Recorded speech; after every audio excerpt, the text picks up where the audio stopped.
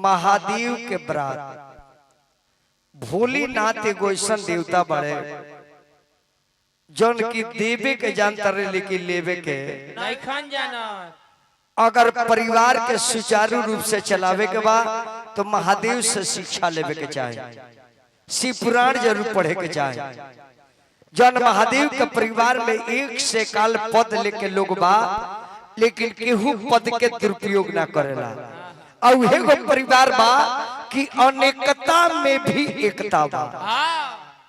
ओ परिवार में बैल बड़े, ओ परिवार में बाघ बा। अब बाघ अब बैल से दोस्ती ना होके के चाहिए कि कितना प्रेम बा। ओ परिवार में सर्प बा, ओ परिवार में चूहा बा। आ सर्प चूहा के दुश्मन हो लेकिन वही परिवार में रहता।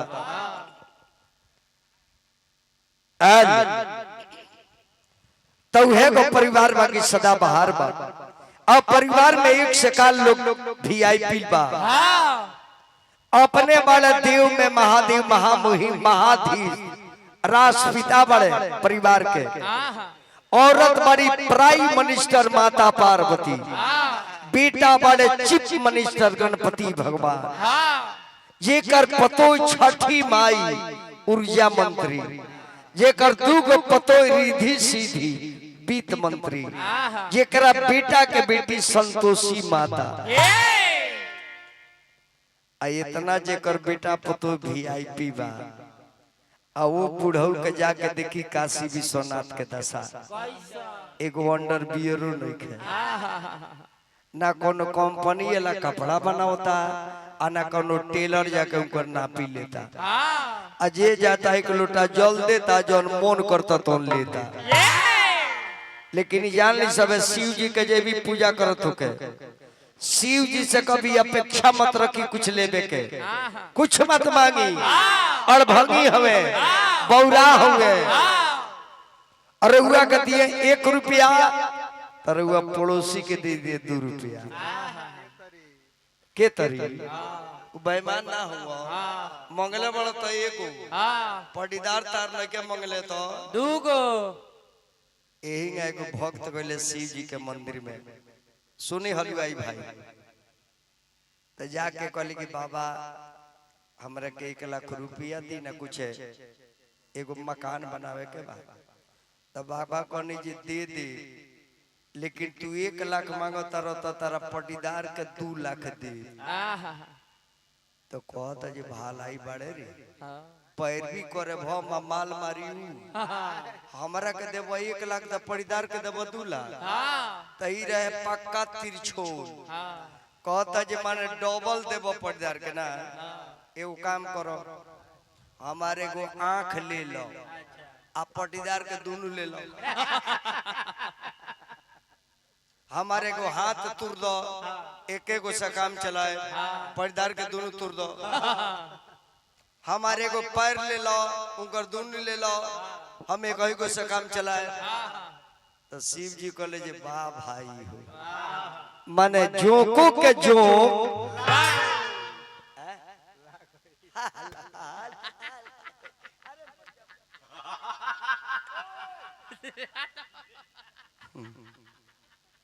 तो वही में गाना हमरा मदेशिया बाबू सुनले बा। जब बाबा भोलेनाथ के बारात राजा हिमाचल के दरवाजा पर गई तो सबसे पहले बारात देखे खाते लड़का जाले सो, लड़का दौड़ल बड़े सो कि दुल्हा पहल पर आइल बड़े, पहल पर एने से 5 गो दौड़ल बड़े सो, अब 5 गो ने से भागल बड़े सो। ई कहतर से यार दुल्हावा के पर आइल बा, ऊ कहता जे घर चलो सो। अरे मजा सो। अरे बाप रे बाप, अरे बाप रे बाप, अरे बाप रे बाप, ओइसन दुल्हा ना देखनी बाप रे बाप, ओइसन दुल्हा ना देखनी। अरे बाप रे भूत भूत, बादशाह बैल पर चढ़ी कर आइले, बादशाह बैल पर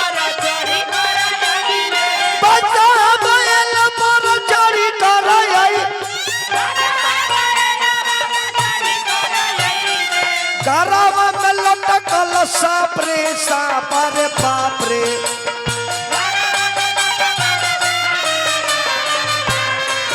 ऐसा दुल्हा न देखनी बाप रे बाप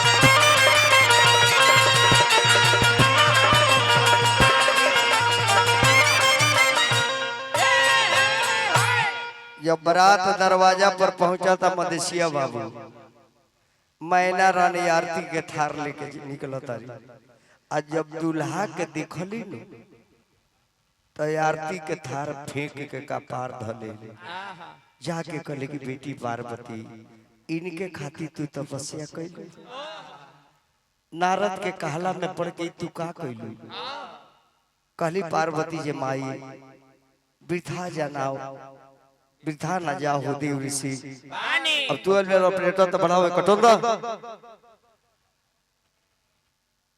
नारद जी जन कहत नहीं सत्य बा कहले कि बेटी ती अपन तकदीर बिगाड़ ले ली नारद के चक्कर में काहे पड़ ले एही जी के खिस्सा हम महाराज जी कि बाज का जाने परसौती के जेकरा अपना बेटा बेटी ना होई नु दूसरा के बेटा बेटी के दौरत ना जाने अब मैना रानी रोए लगली पार्वती के सहेली लुआइल देखे खाती कि सहेली के दुल्हा के देखल जाओ तले जो को सहेली होने से देख के मुंह लटकौले बाड़ी ई कहतरी सखी कह पार्वती सखी के दुल्हा कैसन बाड़े उ कहते जे का बताइए से कोई सा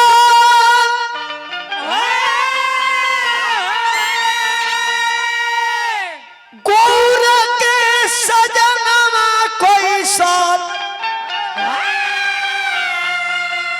अरे गौरा के सजनवा कोई सन गौरा के सजन अरे बाप रे बाप अरे बाप रे बाप अंग विभूति गले मुंडा माला कान में कुंडल बीछी बीछी थाली फेंक के सासु परैली तना सकली हा परिछी अजगर अरे लटकल गारदा अरे बाप रे बाप अब जे जाहे बात है रोता मदेशिया बाबा बादशाह बैल कहतर कि बाबा राउर सास भाग गईली राउर ससुर रोता रे पार्वती के सहेली रोता बाबा कह जे काहे खातिर अत महमूली रउआ रीतिक रोशन खानी लागत अरुआ तो सब बरियतिन के पिटवइबे कर महमूली रुआ भभकल लागत अब महादेव कहली कि हमरा रूप के देख के लोग भाग गए पार्वती देखली कि सारा लोग शिकायत करता तब माता पार्वती आगे बढ़ गई हमने किया कि माता वही लोग आवेला सुन लो कब रुआ अरे काला साकी वो ते बोले ली गौरा देई सोनी शिवाया राजा रहे अरे तनिए का रूपावा बदलती नगर के लोग दिया सहे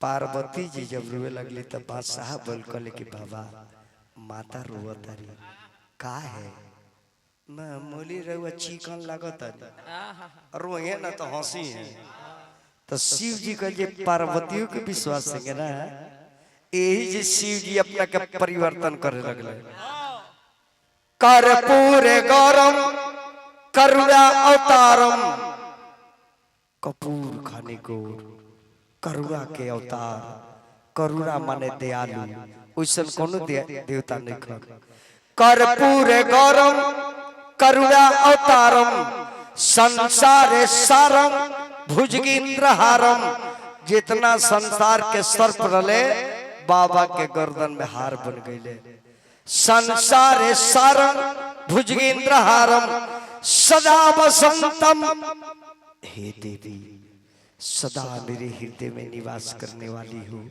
और तुम मुझ पर भरोसा नहीं करती हो पार्वती मैं तो अमर हूं, तुम मर जाती हो, और जब जब तुम मर गई हो तुम्हारा सर के माला बना करके पहन करके आए हैं।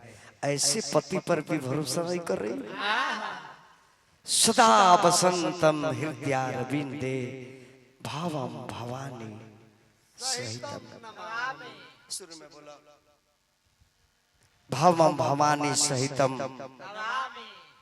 आव पार्वती तारा बिना हम जिंदा ना रहिले, काय की शक्ति के बगैर शिव 100 बन जाते हैं, और साथ में शक्ति रहती है तो 100 भी शिव बन जाते हैं। जैसे देखिए महाराज जी के शरीर में शक्ति रली है, तब महाराज जी बोलत रही है, शक्ति निकल गई शरीर 100 बन गई। यही गई दुनिया शक्ति से शक्तिशाली बनल बा। सबे बोलत कब एमे शक्ति अपन पावर देले बड़ी, यहाँ कनेक्शन कटली सारा बवल मुंह लेके पड़ले रह गए। लेकिन मदेशिया जी के फरमाइश कहा बजन तरह बाबा का बराज जब फुलवारी में टीकल रोकर है भाषा बोल कल कि बाबा कब दुआरी पर लागी, कल के काम करो ई राजा हिमाचल के बाग कुछ जाके खा पी लो। अब बासा बोल के भूख लगल भाई तो रंगबाजी करे पर बाड़े बड़ ढुकल बैल आ जान जाए जे बाग के तहस न सेने से उजार के हेने से उजार के तर राजा के माली नाइल फूल तुड़े खातिर कि पार्वती के शादी बा, नीमन नीमन फूल चुने। जब फुलवारी में ढुकती है बेचारी, जब दशा देखलस फुलवारी के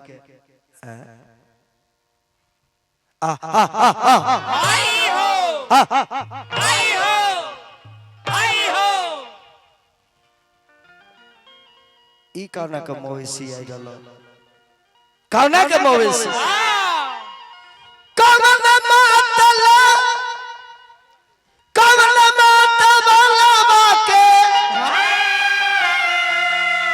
अरे बैला रे तू रैलस हरिहर जुल्म कैला दिहला सबगिया हरिहर जुल्म कैला।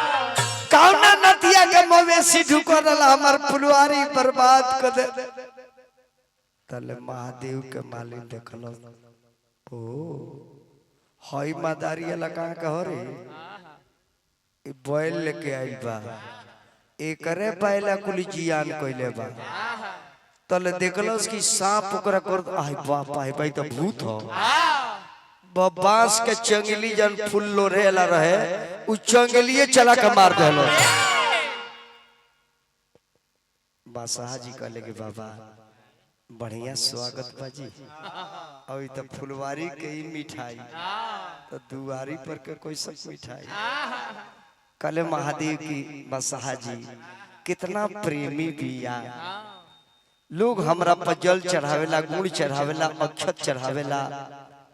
ई कितना प्रेमी बिया, ये पूजा करेला कर खाने में चढ़ा दे।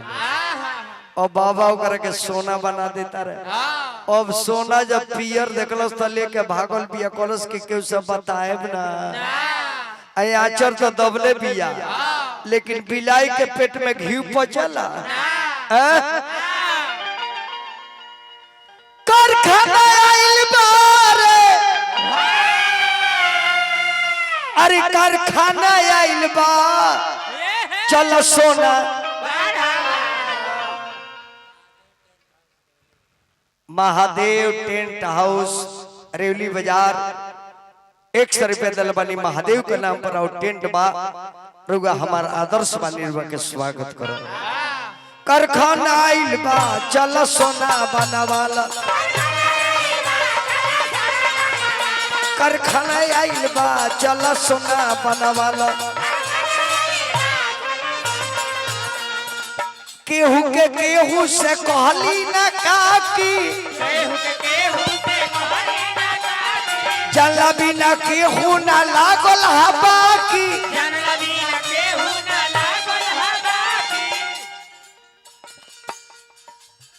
अरे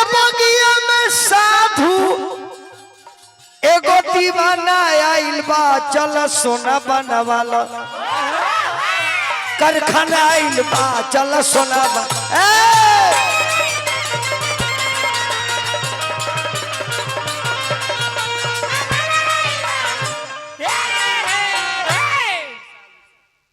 परम आदरणीय श्री विशाल मिश्रा जी 100 रुपया दल बनी महादेव माता पार्वती की चर्चा पर बाबा के गोड़ लगतनी आशीर्वाद के कमना बा चली रहुआ मुंह में चंदन लागो ये शिव जी के भी चर्चा सुनवा देने हो सकता जे महाराज जी गोइलो की तो शिव जी के कहीं स्थान मिलो होखे केहू जाना तक बनल के